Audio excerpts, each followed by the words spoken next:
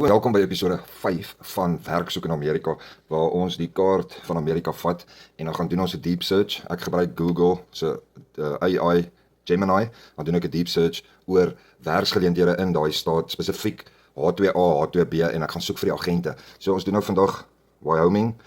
Kom ons kyk gou wat kry ons daar. Ons sien, ek wil net sê baie dankie. Baie dankie vir al my followers, baie dankie vir al my subscribers. Ek waardeer dit ongelooflik baie. Dit support my, dit help my om hierdie goeders te doen. Ek werk self in Amerika, ek werk op die H2A program.